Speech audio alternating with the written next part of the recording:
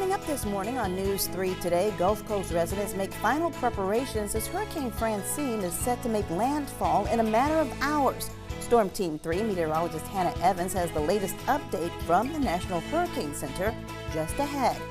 Plus, Vice President Kamala Harris and former President Donald Trump face off for the first time on a debate stage. We'll have highlights and lowlights from their big showdown. And Hispanic Heritage Month kicks off this Sunday. The president of the Metropolitan Savannah Hispanic Chamber of Commerce and this year's festival MC will join us with a preview of Savannah's celebration a little later on in today's Community Corner. Good morning from WSAV, on your side. Now, WSAV News 3 Today at 11. Good morning, everyone. I'm Kim Gusby. Thank you for joining us on WSAV News 3 Today. Hurricane Francine continues to grow in the warm waters of the Gulf, rushing toward the Louisiana coast this morning with New Orleans and a potential target for landfall later today. Jay Gray shows us some of the final preparations being made ahead of the storm. Coastal communities in Texas filling with water. Francine dumping heavy rain as it moves just off the shoreline, taking aim at South Louisiana.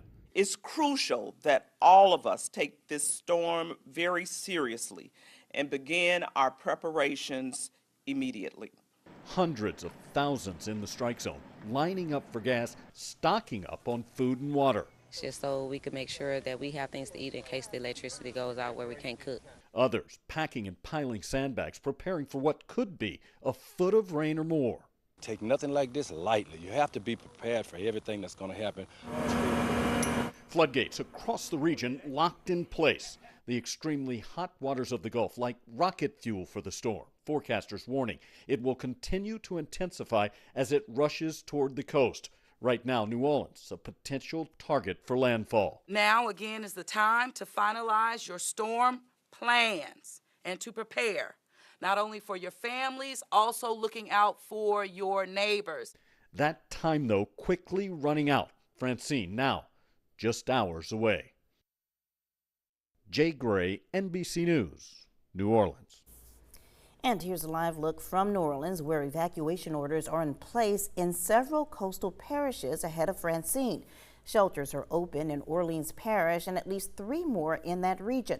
Louisiana Governor Jeff Landry has also issued a state of emergency. Storm Team 3 meteorologist Hannah Evans is in for Alyssa Carsley this morning with an update on Francine, as well as a look at our forecast first. Good morning, Hannah. Good morning, Kim. As of right now, Francine is a Category 1 hurricane with 90 miles per hour sustained wind speeds. We are watching to see if it becomes a Category 2. That is if its wind speeds do reach over 96 miles per hour. So it is going to hit Louisiana either as a 1 or a 2 later today or very early tomorrow morning. It doesn't affect us directly. It continues to move up into the United States as it does push towards the north and weaken as a remnant low. So with us, we just see the chance of rain increase. As of right now, just tracking a few light showers down towards south of Baxley on our Viper radar, but we are going to start to see that tropical moisture push in over the next few days, seeing some light showers possible today and then heavier downpours possible tomorrow and Friday. So our rain chances do start to increase slightly this afternoon. If we do see anything today, it is just going to be a light shower or 2. Most of that heavy rain does hold off until tomorrow. Still comfortable out there right now. Most of our temperatures are in the 70s, like 73 degrees in Statesboro and Hampton. We are seeing a cloudy sky now with those breezy conditions starting to pick up as our highs today stay comfortably below average in the low 80s. I will talk a little bit more about how our rain chances will increase over the next few days because of that tropical moisture from Francine in the full forecast coming up. Kim. Thank you, Hannah. 23 years ago today, our nation was changed forever.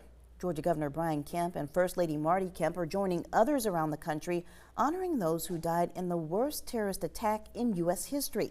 They shared this message on social media a short time ago. Today we join all Georgians in pausing to remember the tragic events of September the 11th, exactly 23 years ago. On that day, our whole nation witnessed and mourned the loss of thousands of innocent mothers and fathers, sons and daughters, sisters and brothers, loved ones, and dear friends. While the cowardly actions of those who carried out these attacks certainly shook us to our core, they did not break us. From the ashes of that day, rose a renewed spirit of America, united in our commitment to the freedoms that set us apart and serve as a beacon of hope around the world. This September the 11th, we continue to honor the memory of the lives lost that day, the courage of those who fought to save them, and the valor of those who answered the call to serve in the days that followed. We also remember and rededicate ourselves to the perseverance that united us all in those difficult times, which continues to guide us today. May God always protect those who serve our great nation, and may He continue to bless the United States of America. Cadets with the ROTC program at Georgia Southern University were up early this morning to honor the memory of the more than 300 firefighters who died trying to rescue victims in the 9/11 terrorist attack. The Eagle Battalion's memorial stair climb through Paulson Stadium replicated the 110 flights of stairs that first responders would have to climb to save others that day. Campus veterans and local law enforcement were invited to participate in the event. Those who did wore a badge with the name and photo of someone lost in the attacks. The event is meant to replicate the search and rescue efforts on the World Trade Center, and so it's really a physical mission for these cadets, but really it's all about the remembrance, remembering the vulnerability that we felt as a nation following the event. The town of Hilton Head Island also held its annual September 11th remembrance ceremony this morning.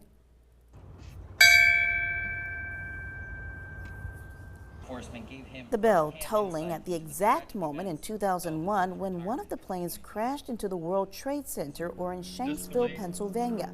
Town leaders spoke about the meaning of the day, and a former New York City fire marshal detailed that day and the days after in the city and the entire area. The ceremony ended with a moment of silence for all the victims. We'll show you more area observances from 9/11 from our area and around the nation this afternoon, beginning with First News at 4. Coming up this morning on WSAV News 3 Today, Storm Team 3 meteorologist Hannah Evans will be back with our full forecast. But first, a look back at last night's debate between the two presidential hopefuls. Stay with us. You're watching WSAV News 3 Today at 11. We'll be right back.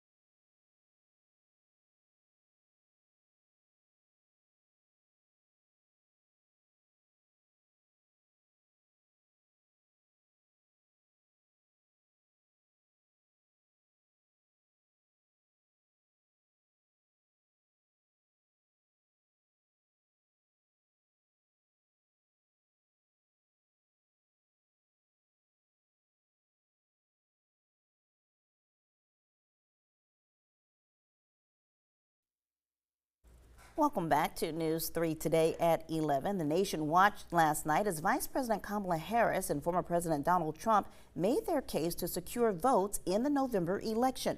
Peter Alexander has a recap of the presidential showdown in Philly. The first ever in-person meeting between Kamala Harris and Donald Trump began with an unexpected handshake. initiated by the vice president. Kamala Harris. Let's have a good debate.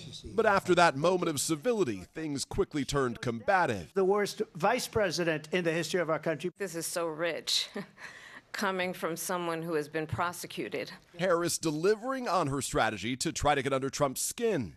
I have talked with military leaders, some of whom worked with you, and they say you're a disgrace. Also referencing his refusal to accept the 2020 election results. Donald Trump was fired by 81 million people. Clearly, he is having a very difficult time processing that. Which Trump doubled down on when asked about his recent comment that he lost by a whisker. I said that. Are you now acknowledging that you lost in 2020? No, I don't acknowledge that at all. In one of the night's most memorable moments, Harris mocking his obsession with crowd size. During the course of his rallies, he talks about fictional characters like Hannibal Lecter. He will talk about windmills cause cancer. And what you will also notice is that people start leaving his rallies early out of exhaustion and boredom. Trump seeming to take the bait. People don't go to her rallies. There's no reason to go. We have the biggest rallies. And then in the same response, veering from an attack on Harris's record into debunked conspiracy theories about immigrants in Ohio that have grown on the right in recent days. They're eating the dogs, the people that came in. They're eating the cats. They're eating the pets of the people that live there. You talk about extreme. The two also sparring over abortion rights. What I did is something for 52 years. They've been trying to get Roe v. Wade into the states. And through the genius and heart and strength of 6 Supreme Court justices, we were able to do that. Pregnant women who want to carry a pregnancy to term, suffering from a miscarriage, being denied care in an emergency room because the healthcare providers are afraid they might go to jail, and she's bleeding out in a car in the parking lot? She didn't want that. The former president linking Harris to President Biden, targeting their administration's handling of the economy. I've never seen a worse period of time. People can't go out and buy cereal or bacon or eggs or anything else. And its chaotic withdrawal from Afghanistan. That was one of the most incompetently handled situations anybody has ever seen. In closing statements, Harris hoping to leave voters with an optimistic message. We're not going back. It's time to turn the page. While Trump accused her of setting the country back. She just started by saying she's going to do this, she's going to do that, she's going to do all these wonderful things. Why hasn't she done it? She's been there for 3.5 years. And you can follow political happenings leading up to Election Day on our website at wsav.com/yourlocalelectionhq.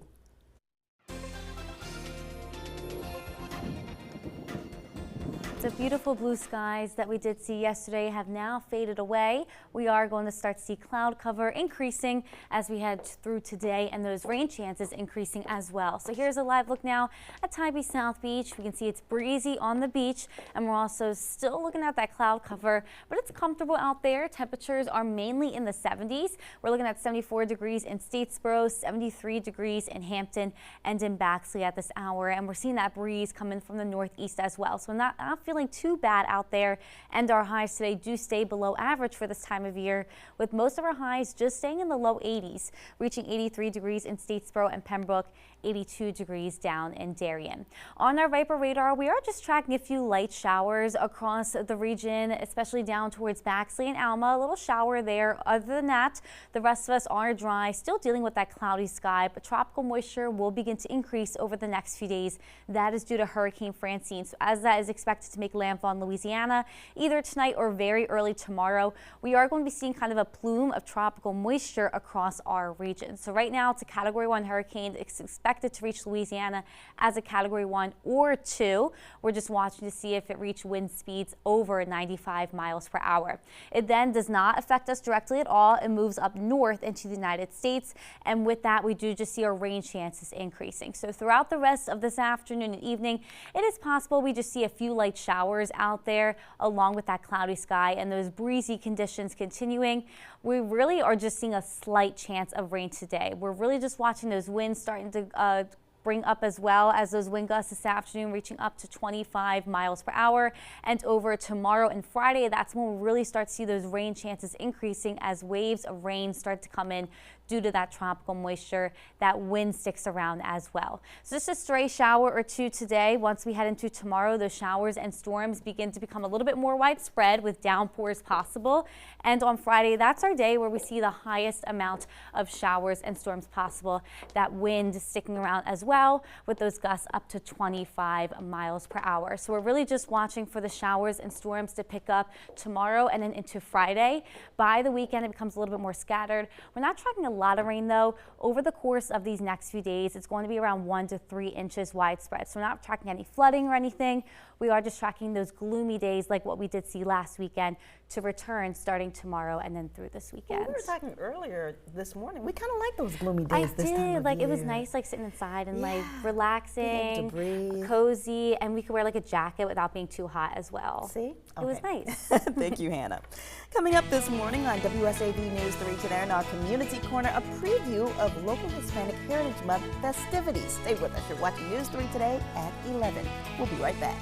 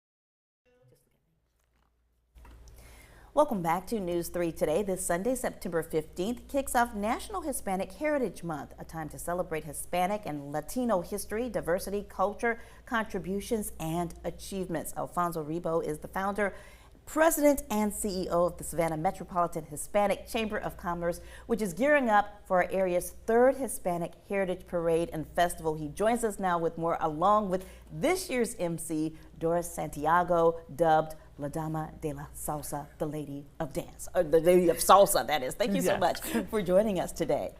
Well, first of all, let's talk about the big event, because this is the 3rd year for the event. It's not the 3rd consecutive year. You took a break because of COVID, but you're back this year and expect to be bigger and better. That is correct. We want to invite everyone that feels themselves Hispanic and non-Hispanic. Anybody that wants to be part of this celebration, they can just come in, bring a truck, a vehicle, put some banners in it, wave the flag, and put some music, because we want it to be lively. Yeah. That's what we want to do. We want to celebrate the culture of this great area. Yeah, culture and diversity. And you want people, you're preaching to the choir if it's the same group, so you want everyone to come out and experience what you have to offer. Now, Doris, you are returning as the MC this year. Why did you feel the need to come back?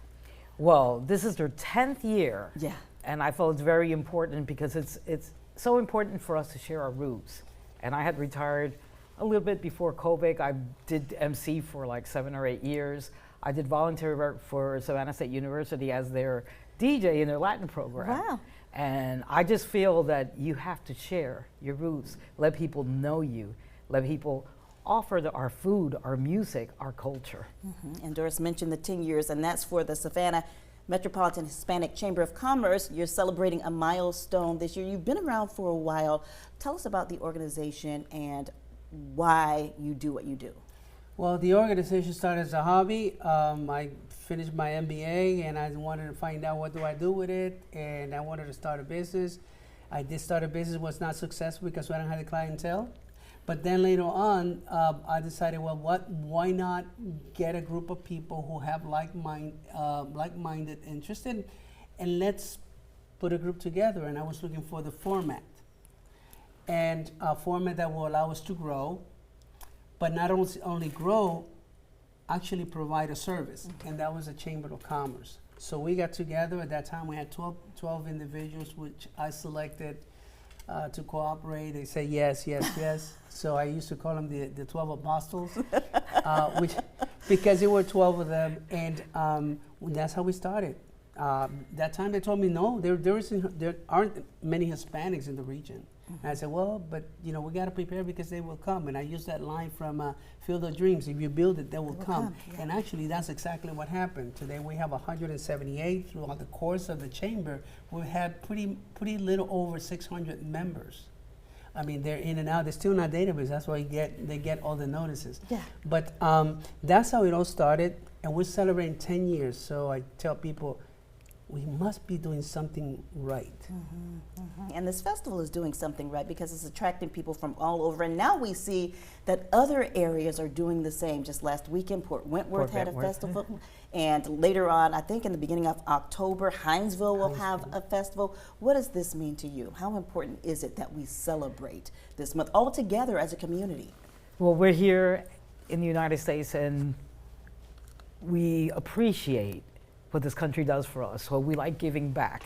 I learned that. I was in the Navy Reserves for 20-some years, and they always told us, give to the community. So this is opportunity to give to the community, let them know, let them see the richness of our culture. Now let's talk about what people can expect when they do attend the parade and festival, which is next Saturday. It starts downtown, right? Downtown at 10 o'clock starts the parade. Okay. And it starts in Broughton Street, and then we'll end up with a festival from 12 to 7 at Emmett Park. And you're going to see food, cultural dances, music, entertainment for the children. It's just going to be a great party.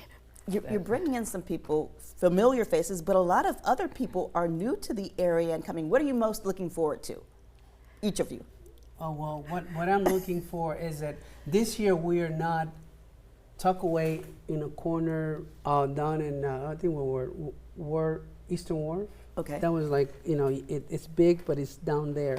We're smack in front of Bay Street, that one of the busiest roads, right there on Emmett Park. And we're gonna have a stage. We're gonna have vallenato music live. We're gonna have DJs. We're gonna have performances from several different countries. But more or less it's the family atmosphere, which is being, like you mentioned, is being replicated in other cities, and it's going to continue replicating. My goal is that every municipality in Chatham County has a Hispanic Heritage Festival or celebration, and the Hispanic Chamber of Commerce was going to be in there holding them and helping them do it. It's on the way. And me, it's the music. I'm the Dama de la Salsa. You are the lady of salsa. So I just enjoy all types of music. So yes, that would be for me. Thank you so much for being here today. We saw the information on your screen. The festival is next Saturday, September 12th. Beginning September 21st. 21st, I'm sorry, September 21st. September 12th is this weekend. September 21st starts at downtown. The festival is in Emmett Park, and then you just saw, if you go to our website at wsav.com, what is that web handle again? There it is, /Hispanic Heritage. You'll find all of the information. Thank you again for being here today. Thank you for having us. And of course, September 12th is tomorrow. I know that. All right, stay with us. We'll be right back.